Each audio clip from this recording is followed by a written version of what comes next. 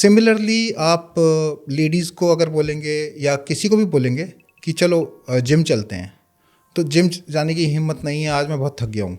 लेकिन वही व्यक्ति थोड़ी देर में शॉपिंग मॉल में आपको कई किलोमीटर चल देगा। तो ये एक लेजीनेस का साइन हो जाता है। देखिए, हम सोचते हैं कि मोटिवेशन जो है वो एक डिसिप्लिन से आता है, पर एक्चुअल में वो डिसिप्लिन से नहीं आता है। अब मैं अगर आर्मी का एग्जांपल लूँ, आर्मी में क्या चीज़ है जो कि सोल्जर्स हैं या ऑफिसर्स हैं उनको वॉर में जाने के लिए मनाती है?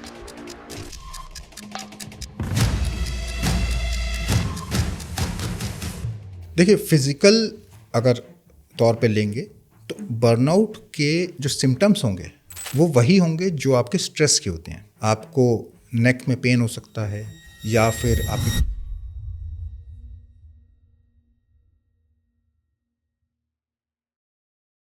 कभी हम फील करते हैं कि काम करना मुश्किल हो रहा है। ये एनर्जी लॉस है या फिर हमारा लॉस ऑफ इंटरेस्ट। आज हम बहुत इंटरेस्टिंग टॉपिक के बारे में बात करने जा रहे हैं कि हमारा लेज़ीनेस और हमारा बर्नआउट, ये दो ऐसे टर्म हैं जिसमें लोग यूजुअली कंफ्यूज रहते हैं।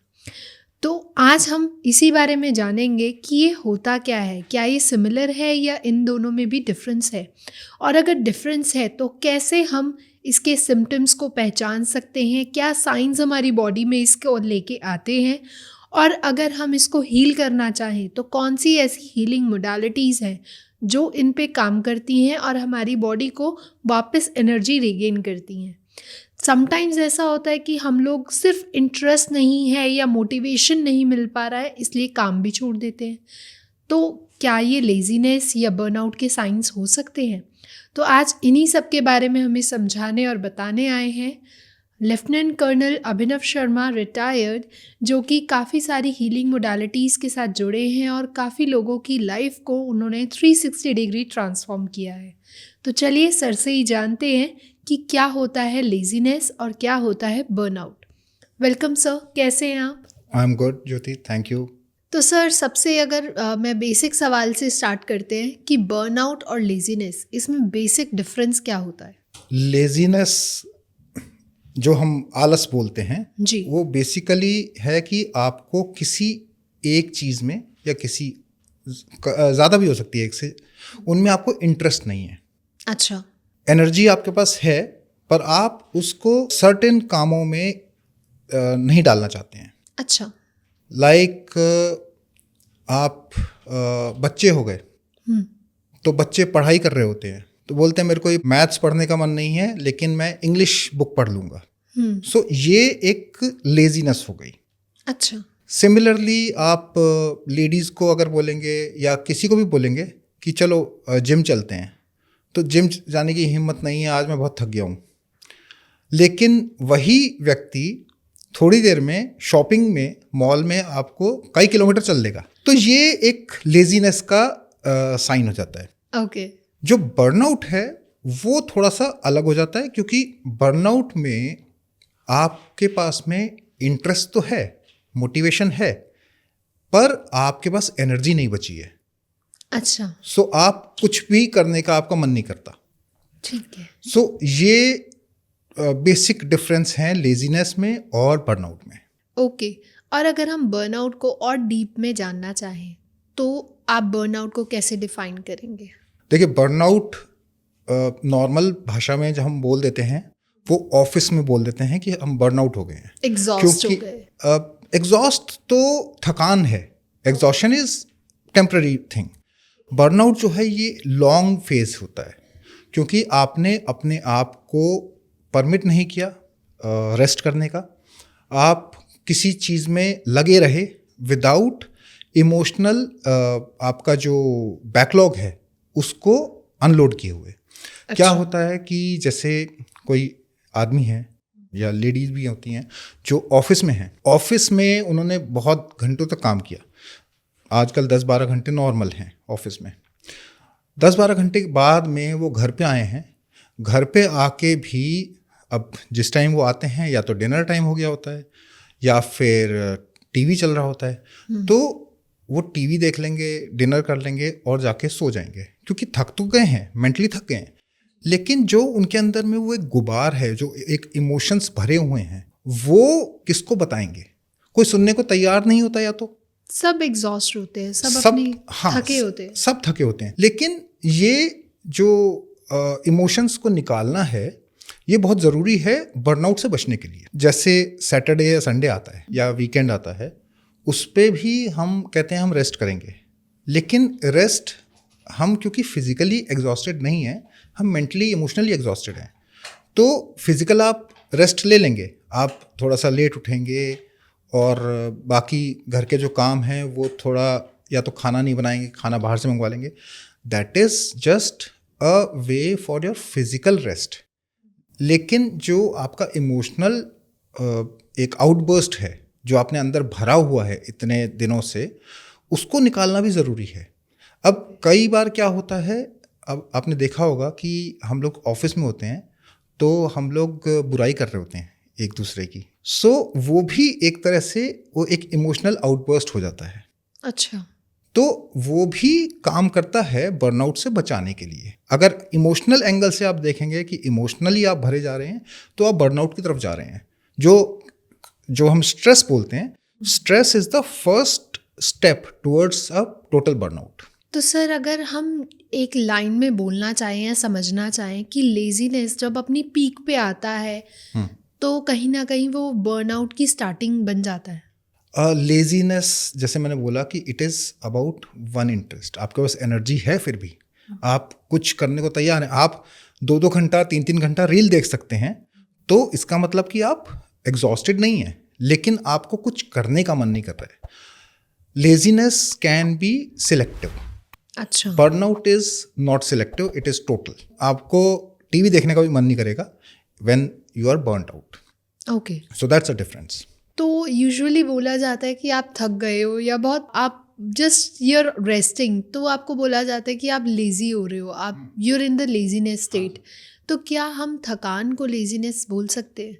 देखिए, थकान को लेजीनेस तब बोला जाता है जब आपने सिर्फ आउटपुट देख रहे हैं, उसका जो इनपुट है वो नहीं देख रहे हैं। Let's say take a example of a housewife. ठीक है। वो हाउसवाइफ सुबह उठी हैं 5 बजे, उसके बाद उन्होंने लोग जो भी ऑफिस जाना है या स्कूल जाना है बच्चों ने, उनका ब्रेकफास्ट बनाया है।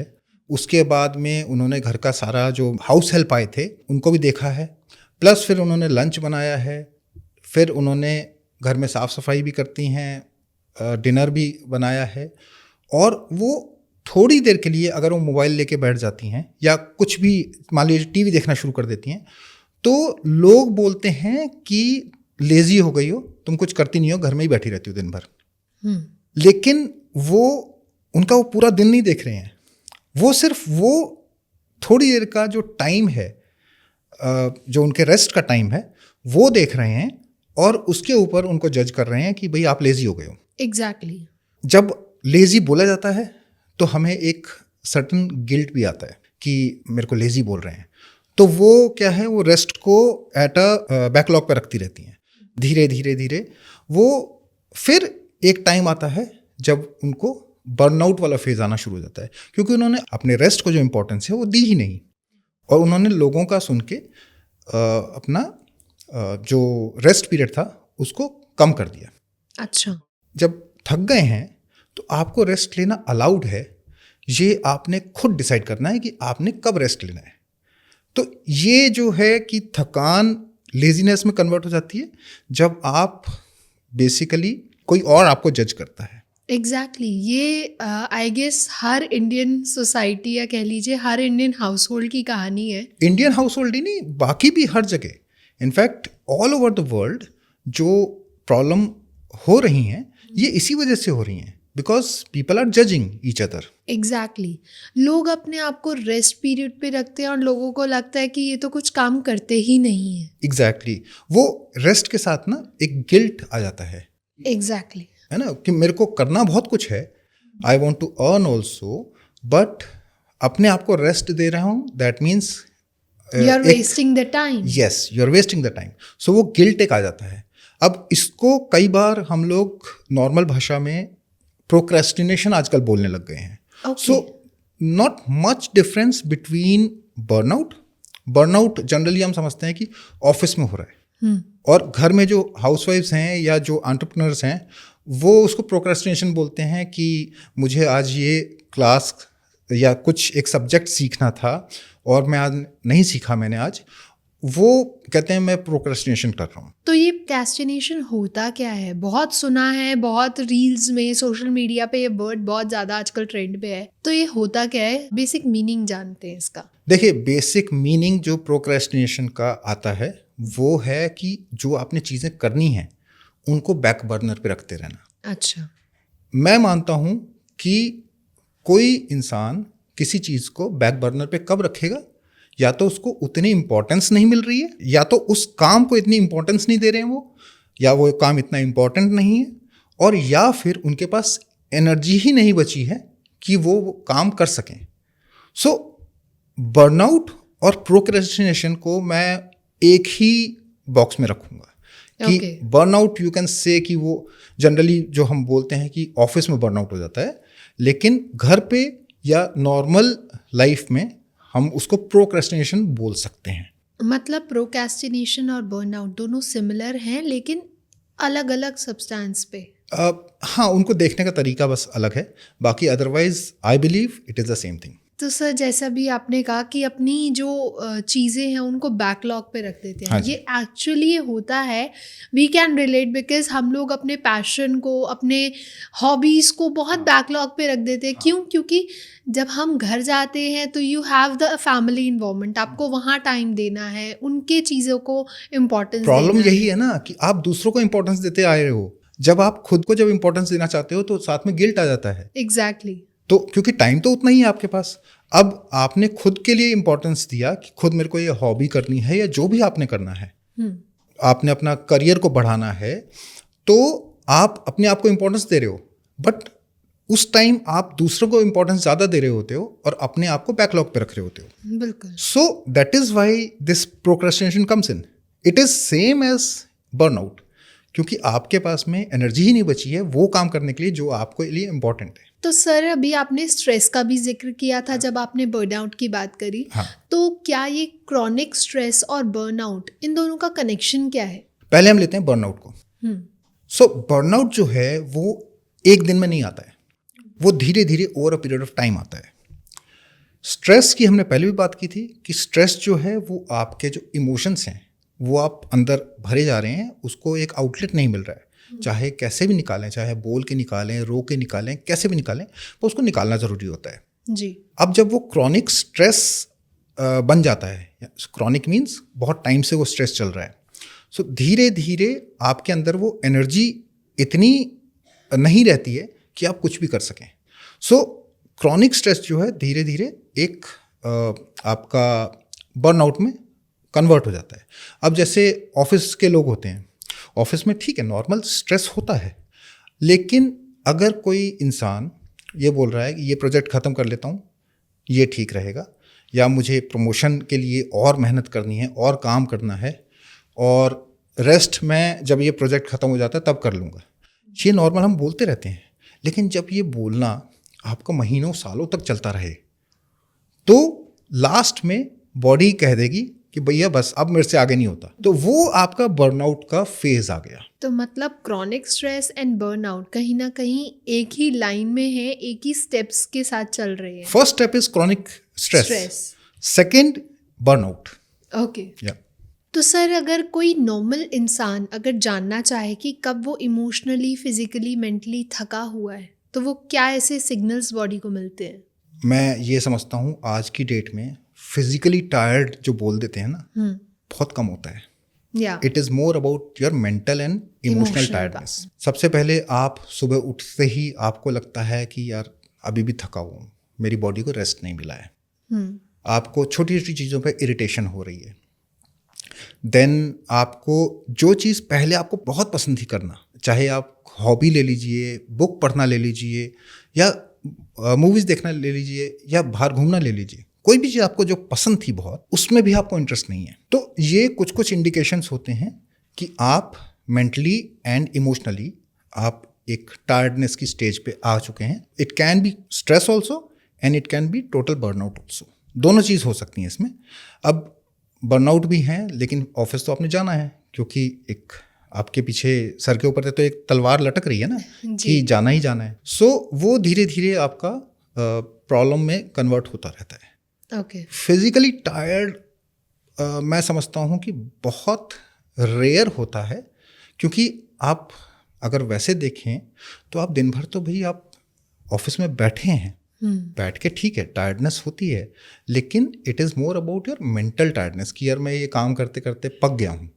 सो जो पक गया हूँ वाला जो फेज़ आ जाता है, रादर देन जो एक मसल पेन होती है जब हम जिम करके आते हैं और एक मसल्स में एक सडन पेन होती है, वो मैं बोलूँगा कि फिजिकल टायर्डनेस को दिखाती है, लेकिन otherwise it's mostly mental and emotional tiredness. जैसे अभी आपने कहा कि मेंटल बर्नआउट होता है, इमोशनल बर्नआउट होता है, तो एक टर्म और आती है कि हमें इंटरेस्ट ही नहीं है, अब उस चीज़ का इंटरेस्ट ख़त्म होता जा रहा है। जैसा लोगों के साथ होता है कि भाई टाइम ही नहीं लग पा रहा है, बहुत ज़्यादा अजीब हो जाता है, तो इंटरेस्ट कहीं ना कहीं वो रुक जाता है, ख़त्म हो जाता है। तो इंटरेस्ट लॉस और बर्नआउट में क्या सिंपल डिफरेंस होता है? इंटरेस्ट लॉस जो होगा वो किसी एक स्पेसिफिक चीज़ के लिए होगा, लेकिन बर्नआउट जो होगा वो ओवरऑल होगा। अच्छा। अब जैसे इंटरेस्ट लॉस की हमने जो शुरू में बात की थी कि लेडीज़ को जिम में इंटरेस्ट नहीं है, लेकिन आप शॉपिंग कर सकते हैं जी। सिमिलरली बच्चों को पढ़ाई में इंटरेस्ट नहीं है, पर उनको दिन भर खेलना या प्लेग्राउंड में खेल लो या कहीं पर भी खेल लें, वो उनको इंटरेस्ट है। सो ये एक डिफरेंस आ जाता है इंटरेस्ट लॉस और बर्नआउट में। बर्नआउट में आपको कुछ भी करने का मन नहीं करेगा। ओके। कई बार ये लोग बोल देते हैं कि इनको डिप्रेशन जैसा हो गया है, बिकॉज जब बर्नआउट हो गए हैं, कुछ उनको करने का मन नहीं है, तो लोग तो यही समझेंगे ना कि इसको कुछ करने का मन नहीं है, इसको डिप्रेशन हो रहा है। It may not be depression, it may be just burnout. Okay. तो सर क्या बर्नआउट के कुछ ऐसे फिजिकल सिम्टम्स भी मिलते हैं कि वो बॉडी पे कैसे इफेक्ट करता है? देखिए, फिजिकल अगर तौर पे लेंगे तो बर्नआउट के जो सिम्टम्स होंगे वो वही होंगे जो आपके स्ट्रेस के होते हैं। अच्छा। आपको नेक में पेन हो सकता है, या फिर आपके गट इश्यूज हो सकते हैं, एंजाइटी हो सकती है, एसिडिटी हो जाती है, क्योंकि सिंस आप इरिटेबल हैं तो बीपी फ्लक्चुएशन भी इनमें हो सकता है। ओके। सो ये सब जो साइंस हैं, ये चाहे आप स्ट्रेस में ले लीजिए और चाहे आप बर्नआउट में ले लीजिए, ये सिमिलर साइंस होंगे। अच्छा, तो सर क्या डिफरेंशिएट कर सकता है कोई, अगर जिसको नहीं पता कि अब उन्होंने हमारे साथ सुना लिसनर्स ने कि बर्नआउट के या क्रॉनिक स्ट्रेस के सिम्टम्स क्या होते हैं, तो क्या इसमें डिफरेंशिएट किया जाता है कि कब हमें क्रॉनिक स्ट्रेस है और कब हमें बर्नआउट की सिचुएशन आ गई है? क्रॉनिक स्ट्रेस जैसे मैंने बताया कि फर्स्ट स्टेप है बर्नआउट का, सो इसके सिम्टम्स तो सेम ही रहेंगे। अब पता कैसे करेंगे कि आपको क्या है इन दोनों में से? क्रॉनिक स्ट्रेस थोड़ा सा एक लेवल जो है वो कम होता है। मोस्टली स्ट्रेस में आप कुछ काम में फिर भी इंटरेस्ट ला सकते हैं जी, लेकिन बर्नआउट में आपको उन कामों में भी इंटरेस्ट नहीं होगा। Okay. So it's similar to like जैसे मैंने बताया था प्रोक्रेस्टिनेशन, कि आप अपने लिए जो भी काम करना है वो भी आप नहीं कर पा रहे हैं। सो वो एक थोड़ा बर्नआउट और स्ट्रेस में डिफरेंशिएट करना थोड़ा सा मुश्किल होता है। सर जैसे अभी आपने स्टार्टिंग से ही बताया कि work overload, lack of boundaries और इमोशनल सप्रेशन हाँ जी, इस बर्नआउट को ट्रिगर कैसे करते हैं? वर्क ओवरलोड, अब एक एग्जांपल लेते हैं। एक जी। इंसान मेरे पास आए थे, आईटी प्रोफेशनल, और वो कह रहे थे कि मुझे अभी अपने बच्चों को भी देखने का टाइम नहीं मिलता है। दूसरी चीज़ है कि उनको एक काम करते रहने की ही एक अंदर से एक मोटिवेशन बोल सकते हैं, या एक डर बैठा हुआ है कि मेरे को काम करना ही करना है। सो ये जो दो चीज़ें हैं ये आपके वर्क ओवरलोड की तरफ आ जाती हैं। ठीक है। अब आते हैं लैक ऑफ बाउंड्रीज की तरफ, ठीक है। जो हमने हाउसवाइफ का एग्जांपल लिया था। तो हाउसवाइफ खास तौर से हम लोग ना नहीं बोल पाते हैं। इनफैक्ट कोई भी ना नहीं बोलता है। बहुत कम लोग हैं जो कि अपने को इम्पोर्टेंस देके ना बोलने की कोशिश करते हैं। जी। सो जब आप ना नहीं बोल पा रहे हैं वो आपका लैक ऑफ बाउंड्रीज हो गया। देन एक और जो लोगों की कंप्लेंट होती है कि सब कुछ मुझे ही करना है, सब कुछ मुझसे ही एक्सपेक्टेड है। आपसे एक्सपेक्टेड है तो आप ठीक है, लेकिन आप ना क्यों नहीं बोल पा रहे हो कि मैं ये नहीं कर सकते हूँ या कर सकता हूँ, कि भाई थक गया हूँ या थक गई हूँ। आप ना नहीं बोल पाते हो क्योंकि एक्सपेक्टेशंस को आपने करना ही करना है। वहाँ पे पीपल प्लीजिंग भी आ जाती है थोड़ी सी। फिर आ जाते हैं हम इमोशनल सप्रेशन पे। इमोशनल सप्रेशन में क्या है, गुस्सा आ रहा है, पी गए, अपना इमोशंस जो है वो अंदर ही अंदर रखा है। एक जो बॉडी में जो थोड़ा बहुत दर्द होना शुरू हो गए हैं उनको हम नॉर्मलाइज कर देते हैं कि ये तो एज का फ़र्क है। अब एज का एक टाइम था जब वही दर्द जो हैं वो 50 के बाद आते थे। आज की डेट में वही दर्द 30 में क्यों आ रहे हैं? क्योंकि आपकी जो इमोशनल सप्रेशन है वो बढ़ गई है। पहले आपस में लोग बात करते थे, आज की डेट में सब मोबाइल लेके बैठे हैं, तो वो जो इमोशनल सप्रेशन है उसको निकलने का जगह नहीं मिल रही है।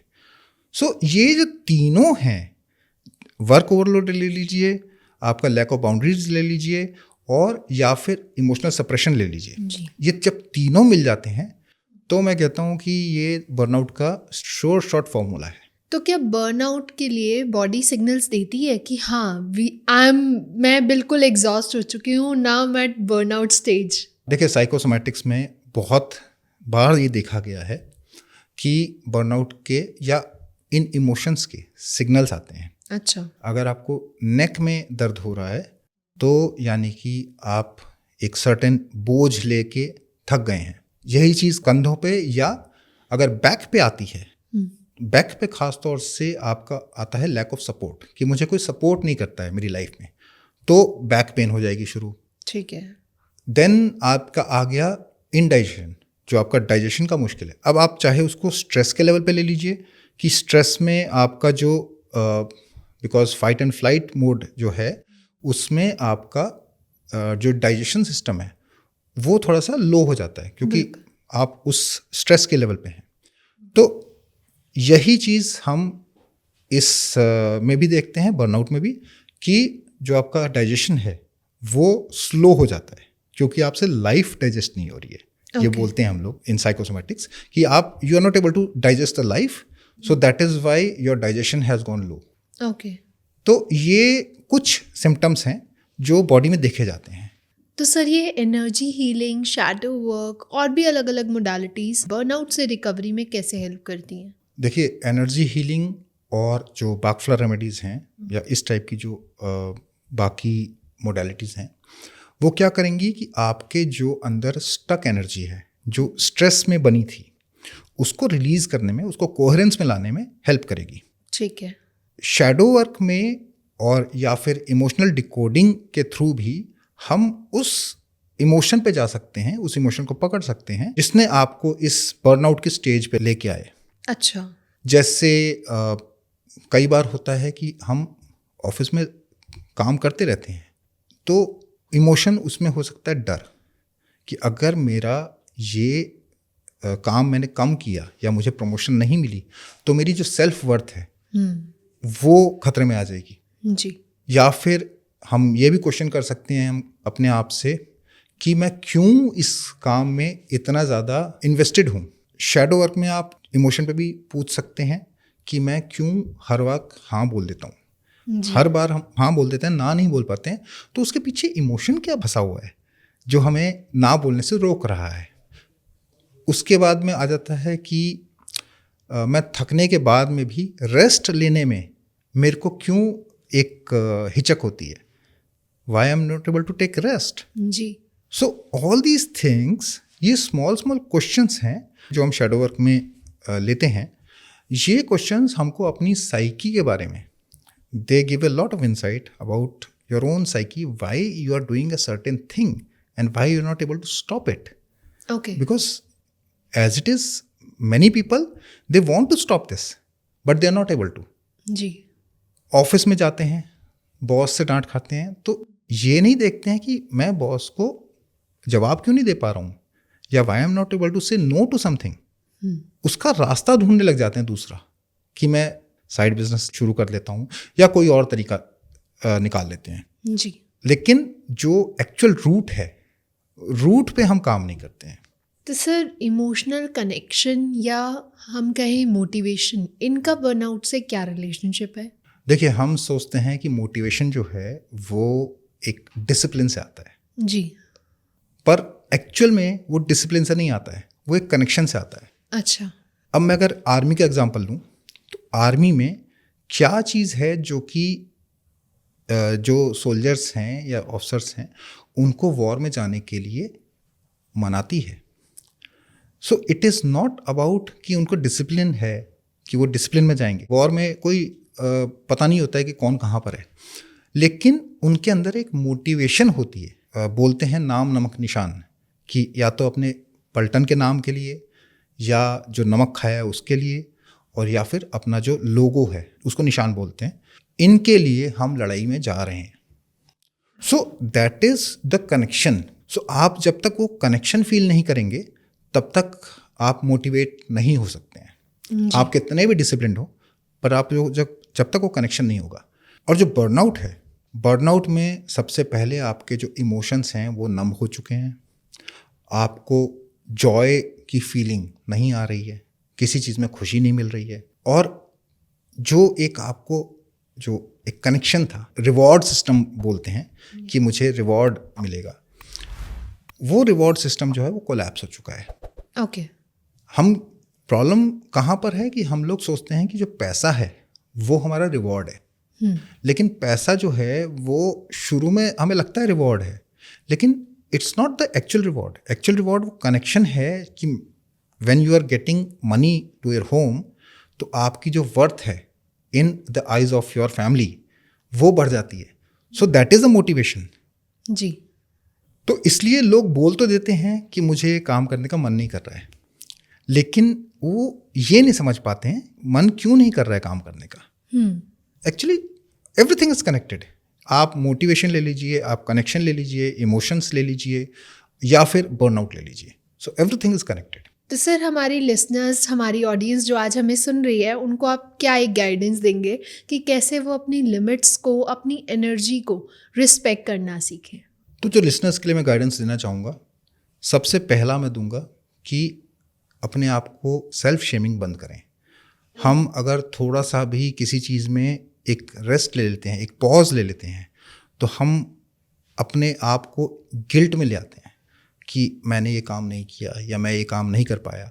छोटी सी चीज़ हो सकती है। कई बार होता है कि जो फादर है वो घर पे आया है और बच्चे उनसे बहुत देर बाद मिल रहे हैं, सुबह से लेकर शाम को मिल रहे हैं बच्चे, और बच्चे उनके साथ में क्वेश्चनिंग करने लग जाते हैं।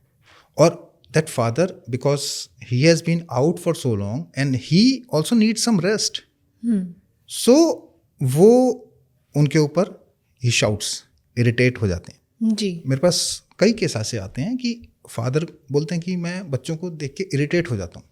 सो दैट इज़ बेसिकली आप वो गिल्ट भी फील कर रहे हैं। तो पहला तो वो कि अपना सेल्फ शेमिंग बंद करें। ओके। दूसरा है अपने आप के रेस्ट को थोड़ा सा इम्पोर्टेंस दें। बिल्कुल। कि मुझे भी रेस्ट चाहिए। ये नहीं है कि मैं सिर्फ दूसरों का ही काम करता रहूं या दूसरों की ही केयर करता रहूं। खासतौर से लेडीज़ को, लेडीज़ भी दूसरों की केयर ही करती रहती हैं, ऑफिस भी देखती हैं और घर आके भी उनको केयर करनी होती है। So that rest should be, I believe, guilt free, कि मुझे रेस्ट चाहिए। कई बार होता है ये दूसरे एक्सट्रीम में भी चला जाता है कि आप रेस्ट ही करते रहते हैं। व्हाट इज़ दैट इमोशन जो आपके अंदर है, उसको पहचानने की कोशिश करें कि भाई ना गिल्ट आए और ना ही एक नेगेटिव कोटेशन भी आ जाए। उसके बाद में अपनी बॉडी में एक एनर्जी को चलाने के लिए कुछ थोड़ी सी एक्सरसाइज, चाहे वॉकिंग हो, चाहे ग्राउंडिंग जो हम बोलते हैं कि घास पे चल लीजिए नंगे पैर, वो भी कर लीजिए। सिर्फ 10 से 15 मिनट कर लेंगे तो भी आपकी बॉडी को बहुत रिस्पाइट मिल जाएगा। ओके। और लास्ट में मैं यही बोलूँगा कि आप को अगर ऐसा लग रहा है या आप उस पैटर्न से बाहर नहीं आ पा रहे हैं, पीपल प्लीजिंग के, ना नहीं बोल पाने के, ओवर रिस्पॉन्सिबिलिटी लेने के, सो आई वुड स्टिल सजेस्ट कि आप प्रोफेशनल हेल्प लीजिए। बिकॉज पहले के ज़माने में कि आप प्रोफेशनल हेल्प ले रहे हैं तो आपको एक सर्टेन टैग दे दिया जाता था। एग्जैक्टली। आज की डेट में इट इज़ क्वाइट कॉमन कि आप हेल्प ले रहे हैं किसी से, बिकॉज आपसे वो चीज़ संभल नहीं रही है, या कुछ चीज़ें हैं जो आपसे छुपी हुई हैं। सो मैं ऑडियंस से यही बोलूँगा, ये 3-4 चीज़ें हैं जो आप करिए अपनी लाइफ में एंड चेंज देखिए। Okay, thank you so much sir, बहुत मज़ा आया आज आपसे बात करके। और कहीं ना कहीं हमारे घर में हर इंसान अपनी चीज़ों को, अपने थॉट्स को, अपने इमोशंस को दबा लेता है, और आई गेस ये पॉडकास्ट उनके लिए बहुत बेनिफिशियल रहेगा, ताकि वो अपनी इनर पीस को पहचाने और कहीं ना कहीं अपनी लाइफ पे काम करना स्टार्ट करें। बिल्कुल। और ऐसे ही हम मिलते रहेंगे, नए नए टॉपिक्स को और एक्सप्लोर करेंगे, ताकि लोगों का और भला हो और वो भी अपनी लाइफ को और सिंप्लीफाई कर पाए। बिल्कुल। तो थैंक यू एवरीवन। अगर आप लोगों को भी पसंद आया हो तो do not forget to like, share, comment and subscribe the channel. And अगर आपके कोई क्वेश्चंस हैं, कोई सजेशन है, प्लीज़ हमें नीचे दिए गए कमेंट सेक्शन में भी बताइए, ताकि हम उसे आगे आने वाले पॉडकास्ट सीरीज़ में ज़रूर कवर कर पाएँ। तब तक के लिए stay happy, stay safe. Thank you. Thank you.